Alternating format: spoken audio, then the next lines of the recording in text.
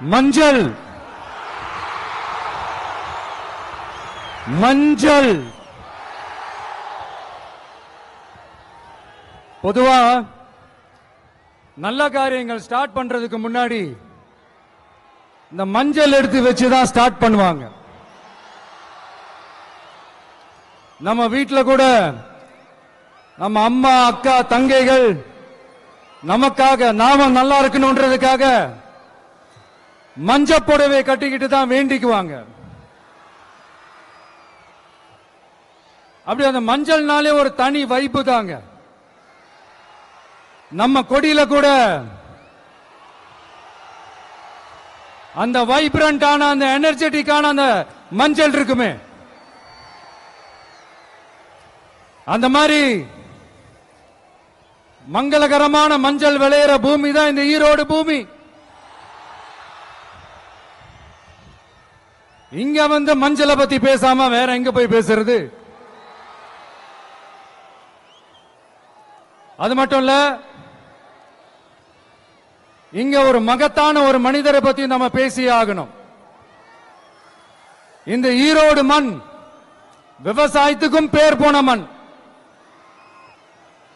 இங்க நடக்கிற அந்த விவசாயத்துக்கு மிக முக்கியமான ஒரு கவசமா இருக்கிறது என்ன தெரியுமா? காலிங்கராயன் அணை, காலிங்கராயன் கால்வாய். காலிங்கராயன் அணை கட்டினதுலயும் கால்வாய் வெட்டினதுலயும் உயிரான உணர்வு பூர்வமான நிறைய விஷயங்கள் இருக்குது. அப்படி அந்த ப்ராசஸ்ல அவர் அந்த அணை கட்டும் போதும் கால்வாய் வெட்டும் போதும் ரொம்ப சோர்வடைஞ்சிட்டாராம். அப்ப அவங்க அம்மா அதை பார்த்துட்டு சொன்னாங்களாம், மகனே காளிங்கா, தயிர் வித்த காசு தாழ்வாரம் வரைக்கும் இருக்குது, மோர் வித்த காசு முகுட வரைக்கும் இருக்குது, அதை எடுத்துக்கிட்டு போய் அணைய கட்டியா கால்வாய வெட்டியான்னு சொல்லி தைரியம் கொடுத்தாங்களாம். பெத்த அம்மா கொடுக்கிற அந்த தைரியம் இருக்கு பாருங்க, அதை தாண்டி வேற எதுவுமே கிடையாதுங்க. ஒரு மனுஷனால எதையும் சாதிச்சு காட்ட முடியும். அப்படி ஒரு தைரியத்தை தான் இப்ப நீங்க, என்னுடைய அம்மா அக்கா தங்கைகள் நண்பா நண்பிகள் தோழர்கள் எல்லாரும் எனக்கு கொடுத்திருக்கிறீங்க. அதே தைரியத்தை, அதே துணையா என் கூட நிக்கிறீங்க. இதை எப்படி நம்ம பிரிச்சு விடலாம்? இதை எப்படி நம்ம கெடுக்கலாம்? என்னெல்லாம் அவதூறுகள் நம்ம விஜய் மேல சொல்லி மக்களை நம்ப வைக்கலாம்? என்னெல்லாம் சூழ்ச்சிகள் நம்ம விஜய் மேல பண்ணி மக்களை நம்ப வைக்கலாம்? இப்படி சூழ்ச்சிகளை மட்டுமே நம்பி பொழப்ப நடத்துற சில சூழ்ச்சிக்கார கூட்டங்கள் இதை தொடர்ந்து செஞ்சுக்கிட்டு தான் இருக்கு. ஆனா அவங்களுக்கு தெரியாது, இது இன்னைக்கு நேத்து வந்த உறவு இல்ல. கிட்டத்தட்ட 30-33 வருஷத்துக்கு மேல இருக்கிற உறவு. ஏன் நான் சினிமாக்கு வந்தப்போ எனக்கு வயசு 10, அப்பல இருந்தே இந்த உறவு ஸ்டார்ட் ஆகி போயிட்டு இருக்குன்னு அவங்களுக்கு தெரியாம போச்சு. அதனால என்ன பண்ணாலும், நீங்க என்ன ட்ரை பண்ணாலும், எல்லாத்தையும் விட்டுட்டு மக்களுக்காக வந்திருக்கிற இந்த விஜய மக்கள் ஒரு நாளும் கைவிட மாட்டாங்க. மக்கள் கூடவே நிக்கிறாங்க, கூடவே நிப்பாங்கன்னு அவங்களுக்கு தெரியாம போச்சு. என்னப்பா நிப்பீங்கல்ல? உங்களை நம்பிதாப்பா வந்திருக்கிறேன். அதான் இந்த சத்தம் தாங்க வாழ்நாள் பூரா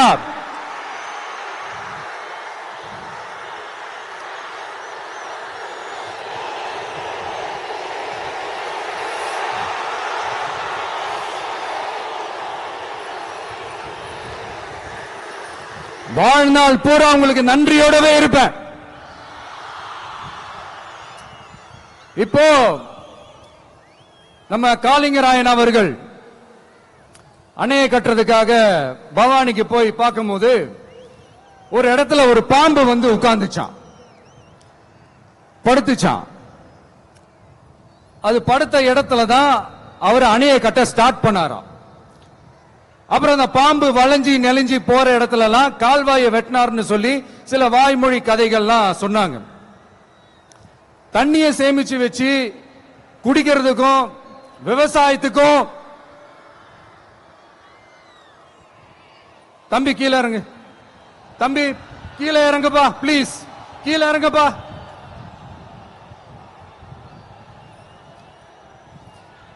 ஓகே, தேங்க்யூ தேங்க்யூ. கீழே இறங்குங்க, கீழே இறங்குப்பா.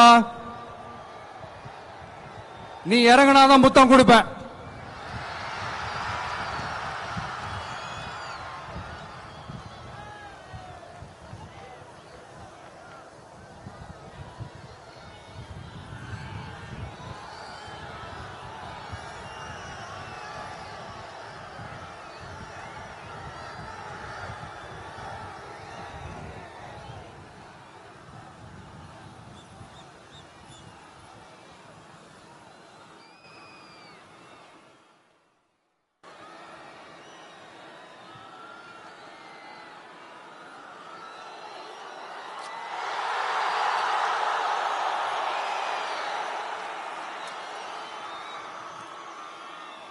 இப்படி தண்ணியை சேமிச்சு வச்சு குடிக்கிறதுக்கும் விவசாயத்துக்கும் வழி வகுக்கிறது எவ்வளவு பெரிய ஒரு நல்ல விஷயம்.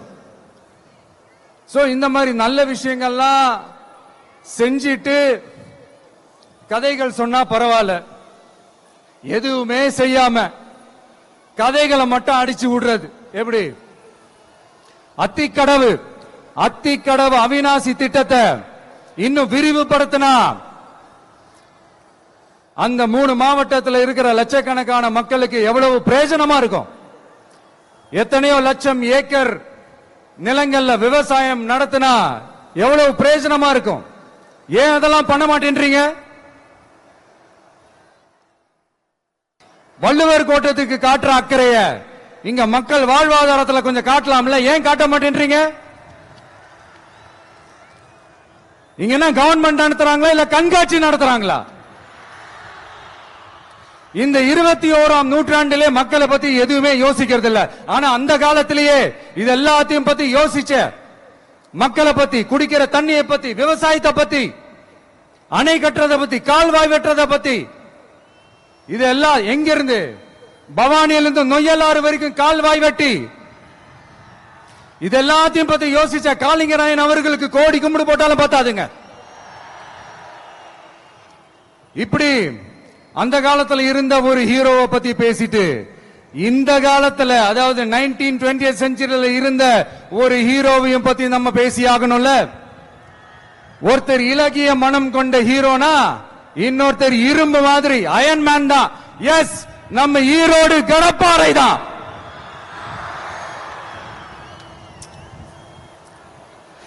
ஒட்டுமொத்த தமிழ்நாட்டையே திருப்பி போட்ட சீர்திருத்த நெம்புகோல். ஈரோடு மாவட்டத்தில் பிறந்த அவர்தான் இந்தியாவுக்கே இடஒதுக்கீடு சம்பந்தமான அரசியல் சட்டத்தை திருத்தறதுக்காக போராட்டம் நடத்தினவர் யாரு? நம்ம தந்தை பெரியாரு. 100 வருஷத்துக்கு முன்னாடியே வகுப்பு வாரி பிரதிநிதித்துவம் வேணும்னு கேட்டவர். அன்னைக்கும் சரி இன்னைக்கும் சரி ஒரு ஆச்சரியத்தோட பார்க்கக்கூடிய ஒரு மனிதர், நம்மளுடைய கொள்கை தலைவர். அப்ப அண்ணாவும் எம்ஜிஆரும் யாரு? பெரியார் அவர்கள் கிட்ட இருந்து எங்களுக்கு தேவையான கொள்கைகளை எடுத்துக்கிட்டோம். அவரை ஃபாலோ பண்ற, அவரை வழிகாட்டி ஏத்துக்கிட்ட அண்ணா அவர்கள் கிட்ட இருந்தோம், எம்ஜிஆர் அவர்கள் கிட்ட இருந்தோம் தேர்தல் அணுகுமுறையை எடுத்துக்கிட்டோம். அண்ணாவும் எம்ஜிஆரும் தமிழ்நாட்டோட சொத்து. அவங்கள பயன்படுத்துறத பத்தி யாரும் இங்க கம்ப்ளைண்ட் பண்ண முடியாது.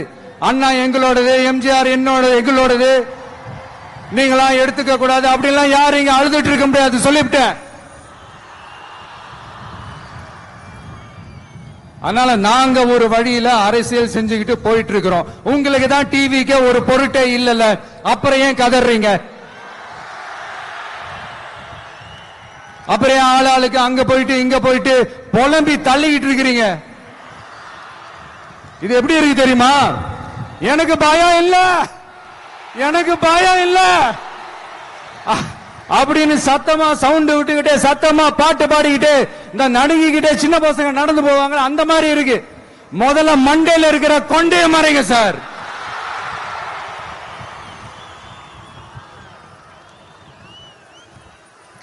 சும்மா மாறு வேஷத்துல மறு வச்சுக்கிட்டு மீடியா ஆளு ரேடியோ ஆளுன்னு இவங்க ஆளுங்களை மாத்தி மாத்தி அனுப்பிக்கிட்டு இதெல்லாம் என்ன மக்களுக்கு தெரியாதுன்னு நினைச்சிட்டு இருக்கீங்களா? மக்கள் எல்லாத்தையும் உன்னிப்பா கவனிச்சிட்டு இருக்காங்க. அதனாலதான் சொல்றேன், உங்களுக்கு நீங்க கொள்ளையடிச்சு வச்சிருக்கிற காசு தான் துணை. ஆனா எனக்கு என் மேல எல்லையில்லா பாசம் வச்சிருக்கிற இந்த மாசு தான் துணை.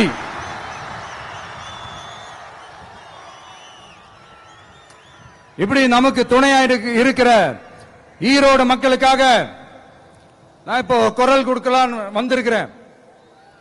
சரி, இப்ப விஷயத்துக்கு வருவோம். பெரியார் அவர்கள் கிட்ட இருந்த அந்த செல்வாக்கையும் அந்த பதவிகளையும் அந்த பவரையும் வச்சுக்கிட்டு அவர் என்ன சொன்னார் தெரியுமா? இவ்வளவு செல்வாக்கு, இவ்வளவு பதவிகள், இவ்வளவு பவர் இருந்தோம் நான் ஒரு 5 பைசா காசு சம்பாதிச்சிருப்பேனா? எனக்கோ இல்ல என் குடும்பத்துக்கோ பட்டங்கள் வேணும், பதவி வேணும்னு ஏதாவது கேட்டிருப்பேனா? இல்ல ஏதாவது லாபம் பார்த்திருப்பேனா? இல்ல எதுக்காவது ஆசைப்பட்டிருப்பேனா? ஆனா அவர் பேரை சொல்லிக்கிட்டு அவருடைய கொள்கையை ஃபாலோ பண்றதா சொல்லிக்கிட்டு இப்ப ஆட்சியில இருக்கிறவங்க என்னெல்லாம் செய்யறாங்கன்னு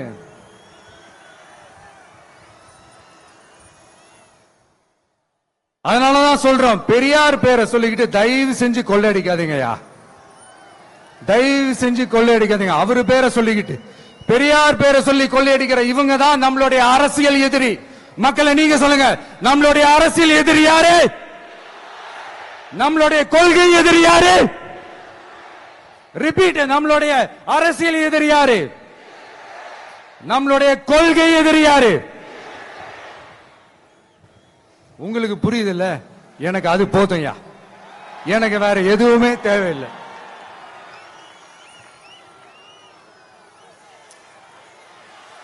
அதனாலதான்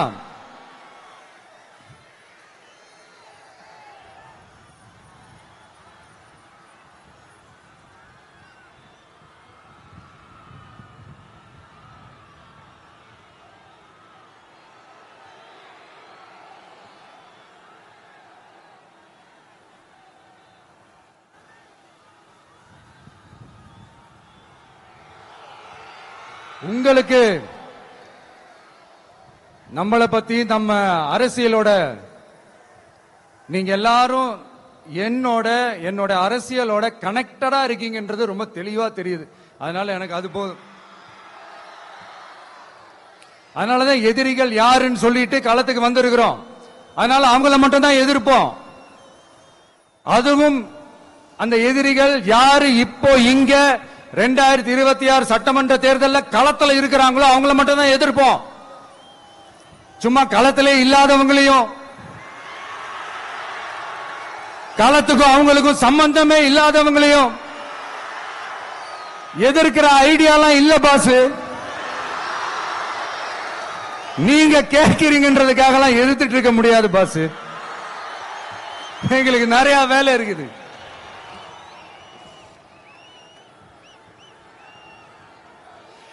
எத்தனை எத்தனை பொய்யான வாக்குறுதிகள்.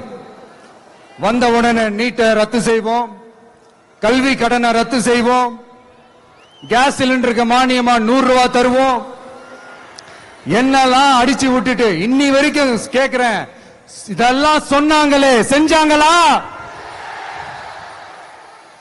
இவங்க எப்பவுமே இப்படிதான், சொல்றது ஒண்ணு செய்யறது ஒண்ணு. திமுகவும் பிரச்சனைகளும் ஃபெவிகால் போட்டு ஓட்டின ஃப்ரெண்ட்ஸ் மாதிரி ஒன்னில இருந்து ஒன்ன பிரிக்கவே முடியாது. இப்போ ஈரோடு பகுதியில் இருக்கிற பிரச்சனையை பத்தி பேசுவோம். பெரியார் பேரை மட்டும் சொல்லிக்கிட்டு எப்படி அவரோட கொள்கைகளுக்கு எதிராக செயல்படுறாங்களோ அப்படிதான் இந்த மஞ்சள் நகரத்தோட மஞ்சளுக்கும் ஒண்ணும் பண்ணல, மஞ்சள் விவசாயிகளுக்கும் ஒண்ணும் பண்ணல. ஆராய்ச்சி மையம், சிறப்பு மையம்னு கோடி கோடியா டெண்டர் விட்டாங்க, பேருக்கு கட்டிடத்தை கட்டினாங்க. ஆனா உலகமே போட்டி போட்டு வாங்குற மஞ்சளை மதிப்பு கூட்டி விற்பனை செய்ய, அதாவது அதோட வேல்யூ இன்கிரீஸ் பண்ணி நம்ம விவசாயிகளுக்கும் இந்த மாவட்ட மக்களுக்கும் நன்மை செய்ய இதுவரைக்கும் என்ன செஞ்சிருக்காங்கன்னு யோசிச்சு பார்த்தா ஒரு பெரிய ஜீரோ தான். கரும்பு நெல்லுக்கு அரசாங்கம் விலை பிக்ஸ் பண்றாங்க, அதையும் ஒழுங்கா பண்றதில்ல. ஒவ்வொரு முறையும் பிரச்சனை. அங்க நெல் கொள்முதல் செய்யறதுல ஊழல். சரி, நாம கஷ்டப்பட்டு விளைய வச்சது வீணா போக கூடாதுன்னு நினைச்சு நம்ம விவசாயிகள் கேட்கிற லஞ்சத்தை கொடுத்தாலும் அதுக்கப்புறம் கூட அந்த கொள்முதல் ஒழுங்கா நடக்கிறது இல்ல. அதையும் தாண்டி ஏதோ ஒரு விலை விவசாயிகளுக்கு கிடைக்குது. அப்படியெல்லாம் இல்லாம ஒழுங்கா நேர்மையா நம்ம மஞ்சளுக்கும் நியாயமான விலை பிக்ஸ் பண்ணி தரமான விதைகளை கொடுத்தா என்ன குறைஞ்சா போயிடுவாங்க? இதெல்லாம் யோசிக்கிறதுக்கு அவங்களுக்கு நேரமே இல்ல. 24x7 அவங்களுடைய யோசனை என்ன தெரியுமா? இந்த விஜயை எப்படி முடக்கலாம், தமிழக வெற்றி கழகத்தை எப்படியெல்லாம் முடக்கலாம், அப்படிதான் அவங்களுடைய சிந்தனையே 24x7.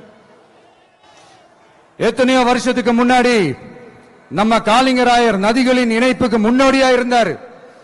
பவானி ஆத்துல வர அதிகமான தண்ணீர் அணை கட்டி தேக்கி தண்ணீர் வறட்சியான பகுதிகளுக்கு அனுப்பினாரு. ஆனா இன்னைக்கு இவ்வளவு நவீன வசதிகள் இருந்தோம், இவ்வளவு சயின்ஸ் வளர்ச்சிகள் இருந்தோம், இவ்வளவு டெக்னாலஜி வளர்ச்சிகள் இருந்தோம், அவங்க வாக்குறுதியில் ஒண்ணு கொடுத்தாங்கல்ல, பவானி நொய்யலாறு அமராவதி 6 இணைப்பு திட்டத்துக்கு ஒரு துரும்ப கூட கிள்ளி போடல. வாக்குறுதி நம்பர் 103 சொன்னாங்களே, செஞ்சாங்களா? சரி, இதாவது ஒரு பெரிய ப்ராஜெக்ட் வைங்க. ஆறுகளை சுத்தப்படுத்த பல ஆயிரம் கோடி நிதி ஒதுக்குவோம், தமிழ்நாட்டில் உள்ள ஆறுகளை சுத்தப்படுத்துவோம்னு சொன்னாங்களே, செஞ்சாங்களா? ஆனா ஆத்து மணலை கொள்ளையடிக்கிறதுல மட்டும் வேலையை கரெக்டா செய்வாங்க. இதை நான் ஏன் திரும்ப திரும்ப சொல்றேன்னா, மக்களே நீங்க புரிஞ்சுக்கணும். கொஞ்சம் மசந்தா மற்ற மாவட்டங்கள்ல மணல் காணாம போன மாதிரி, மலைகள் காணாம போன மாதிரி, நம்ம மாவட்டத்தில் தனி வளத்தை கொடுத்த செம்மண்ணும் காணாம போறதுக்கு வாய்ப்பு இருக்கு மக்களே. நம்ம மண்ணுக்கும் நம்ம ஆத்துக்கும் நம்ம விவசாயிக்கும் தான் இந்த மோசமான நிலைமை. அதனால ஏதாவது தொழில் செஞ்சு பிழைக்கலாம்னு பார்த்தா அதுக்கும் எங்க விடுறாங்க? தொழில்னு பார்த்தா 30% நெசவாளர்களுக்கு கூலி பாக்கி. அரசாங்கம் நம்ம நெசவாளர்கள் கிட்ட இருந்து கொள்முதல் செய்த வேட்டி சேலைக்கான கூலியை கூட போராடித்தான் வாங்க வேண்டியதா இருக்குது. அது சலுகையோ உதவியோ நலத்திட்டமோ கிடைக்காது. நம்ம உழைப்புக்கான ஊதியம், நம்மளோட உரிமை, அதுக்கே போராட வேண்டிய நிலையில தான் இந்த அரசாங்கம் நம்மள வச்சிருக்கு. நல்லா பாத்துக்கங்க மக்களே, உரிமைக்கு குரல் கொடுத்தவங்க தான் இவங்க. சிறு குறு தொழில்கள் பீக் ஹவர்ஸ் சார்ஜ்னு கரண்ட்டுக்கு அநியாய விலை வச்சு அதையும் செய்ய விடாம நம்மள முடக்கிறாங்க. அந்த பீக் ஹவர்ஸ் சார்ஜ் கொள்ளையால எத்தனை வருஷமா எவ்வளவு பேர் பாதிக்கப்படுறோம், எவ்வளவு தொழில்கள் பாதிக்கப்படுது. நாமளும் கத்துறோம், போராடுறோம், கோரிக்கை வைக்கிறோம். எதையாவது இவங்க கண்டுக்கிறாங்களா? கொஞ்சம் யோசிங்க. ஏன் கண்டுக்க மாட்டேன்றாங்கன்னு கொஞ்சம் யோசிங்க. அப்பதாங்க பிரைவேட்ல அதிக விலைக்கு கரண்ட் வாங்க முடியும், அதுக்கு டெண்டர் விட முடியும். அப்படி டெண்டர் விட்ட மேட்டர்ல எல்லாம் என்ன நடக்கும்னு உங்களுக்கும் தெரியும், எனக்கும் தெரியும், நம்ம எல்லாருக்குமே தெரியும். இந்த மாதிரி ஈரோடுல மட்டும் இல்ல, எந்த மாவட்டத்துக்கு போனாலும் பிரச்சனைகள் மேல பிரச்சனைகள் தான். அதையெல்லாம் தீக்கிறதுக்கு ஒரு சொல்யூஷன் கூட சொல்லாம இதுல வேற பெருமையா மாடல் அரசுங்கிறது இல்ல. நான் கேட்கிறேன், கூச்சமா இல்ல?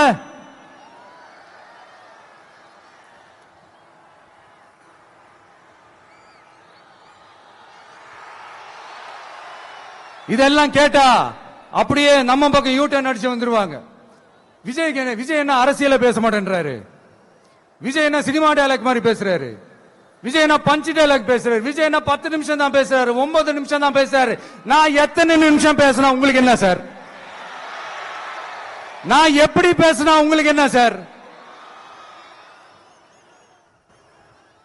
உள்ள விஷயம் என்னன்னு பாருங்க சார். ஒவ்வொரு மாவட்டத்துக்கும் போய் மக்கள் ஃபேஸ் பண்ற பிரச்சனைகளை எடுத்து பேசிட்டு இருக்கிறேன். பின்ன அது அரசியல் இல்லாம வேற எதுதான் அரசியல்? உங்களை மாதிரி தனிப்பட்ட முறையில தரக்குறைவா அசிங்கமா பேசுறதுதான் அரசியல்னா அந்த அரசியல் நமக்கு வராது. வராதுன்னா நல்லாவே வரும். உங்களை விட எனக்கு அது நல்லாவே வரும். வேணான்னு விட்டு வச்சிருக்கிறோம். அப்புறம் உங்களுக்கு நமக்கு என்ன வித்தியாசம்? காஞ்சிபுரத்தில் நாம பேசும்போது இந்த மாதிரி உங்களால் அமைக்கப்பட போற ஆட்சியில நம்ம ஆட்சிக்கு வந்த உடனே என்னெல்லாம் செய்ய போறோம்ன்றது சிலது சொன்னோம். அதையெல்லாம் தப்பா புரிஞ்சுக்கிட்டு இப்போ சொல்றேன், விளக்கமா சொல்றேன். நான் சலுகைகளுக்கு எதிரானவன் கிடையாது. மக்களுக்கான சலுகைகளை இலவசம்னு சொல்லி அசிங்கப்படுத்துறதுல எனக்கு உடன்பாடு கிடையாது. மக்கள் காசுல மக்களுக்கு செய்யறதை எப்படி இலவசம்னு சொல்லுவீங்க? அப்படியே செஞ்சிட்டாலும் ஓசில போறேன்னு சொல்லி அசிங்கப்படுத்துறீங்க. என்ன கேட்கறதுக்கு ஆள் இல்லைன்னு நினைச்சீங்களா? மக்களுக்கு ஒண்ணுன்னா இந்த விஜய் வந்து நிப்பா, இந்த விஜய் வந்து கேள்வி கேட்பா.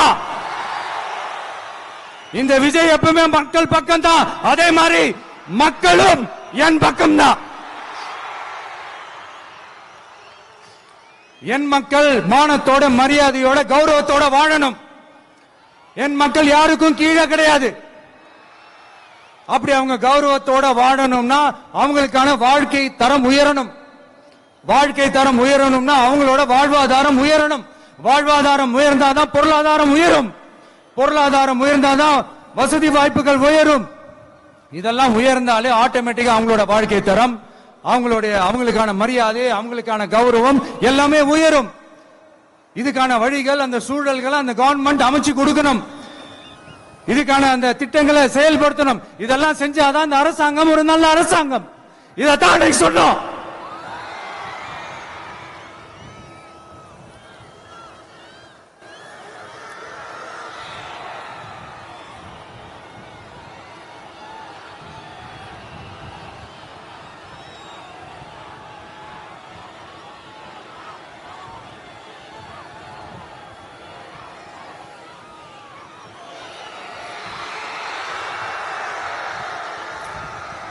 இதத்தான் அன்னைக்கு சொன்னோம். உடனே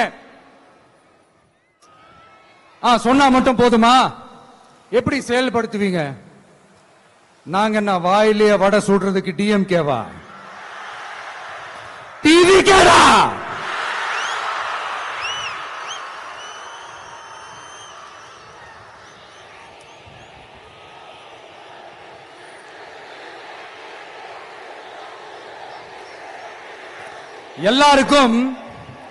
எல்லாருக்கும் நிரந்தரமான ஒரு வீடு இருக்கணும்னு சொன்னோம்.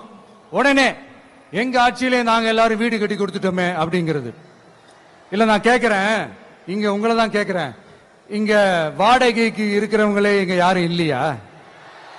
எல்லாருக்கும் சொந்தமா வீடு கட்டி கொடுத்துட்டாங்களா? அடுத்து வீட்டில் இருக்கிற ஒவ்வொருத்தரும் மினிமம் டிகிரி படிச்சிருக்கணும் அப்படின்னு சொன்னோம்.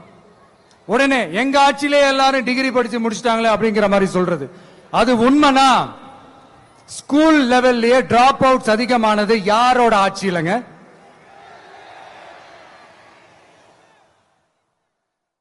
பசங்க பிள்ளைங்க யாரும் ஸ்கூல்ல சேரலன்னு சொல்லிட்டு எனக்கு தெரிஞ்சு 207 கவர்மெண்ட் ஸ்கூல்ஸ் மூடினது யாரோட ஆட்சியிலங்க? இதுல கல்வியில் சிறந்த தமிழ்நாடுன்னு டிராமா வேற.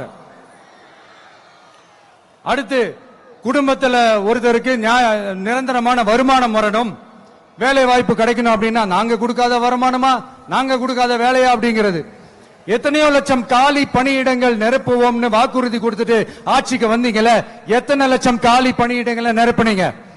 அட்லீஸ்ட் 1 லட்சம் காலி பணியிடங்களாவது நிரப்புனீங்களா? இதெல்லாம் சொல்லிட்டு மக்களை ஏமாத்துறது யாரோட ஆட்சியிலங்க?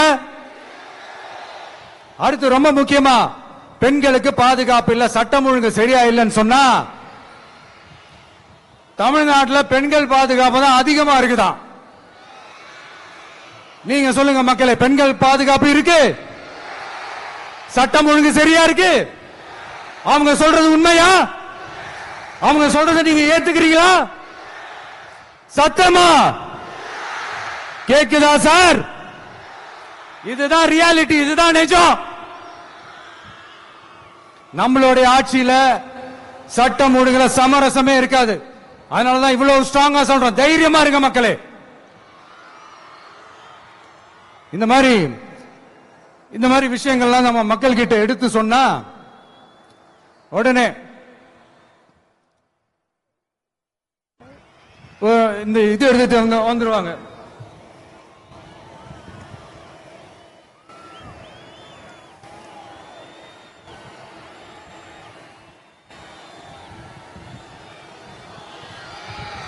இந்த மாதிரி இதெல்லாம் என்னென்ன செய்ய போறோன்றது சிலதெல்லாம் காஞ்சிபுரத்தில் சொன்ன மாதிரி சொன்னா எல்லாத்தையும் தப்பு தப்பா திருச்சி பேசிக்கிட்டு அவதூறு பரப்பிக்கிட்டு. நான் கூட யோசிப்பேன், எம்ஜிஆர் அவர்களும் மேடம் ஜெயலலிதா மேடம் அவங்களும் ஒரே வார்த்தையில சொல்லி இந்த திமுகவை காலி பண்ணாங்கல்ல. நான் கூட யோசிப்பேன், ஏன் இவ்வளவு ஹார்ஷா பேசுறாங்க, ஏன் இவ்வளவு ஹார்ஷா அவங்கள திட்டுறாங்கன்னு யோசிச்சது உண்டு. இப்பதானே புரியுது. அவங்க ரெண்டு பேரும் சொன்னதை இப்ப நானும் ரிப்பீட் பண்றேன். திமுக ஒரு தீய சக்தி, திமுக ஒரு தீய சக்தி, திமுக ஒரு தீய சக்தி, திமுக ஒரு தீய சக்தி, தீய சக்தி, தீய சக்தி, தீய சக்தி. என் நெஞ்சில் குடியிருக்கும் ஈரோடு மக்களே,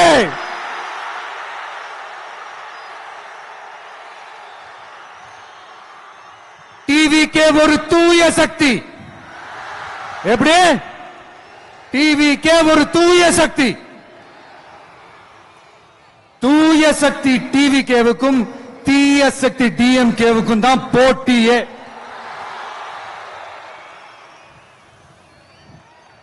என்ன முடக்கலாம்னு நினைக்கிறீங்க, ஆனா இந்த சத்தத்தை ஒரு நாள் உங்களால முடக்க முடியாது. மக்கள் விரோத திமுக அரசை வீழ்த்த மக்கள் சக்தியான நம்மளால மட்டும்தான் முடியும். அண்ணன் செங்கோட்டையன் அண்ணன் அவர்கள் நம்ம கூட வந்து சேர்ந்தது நமக்கு ஒரு மிகப்பெரிய ஒரு பலம்.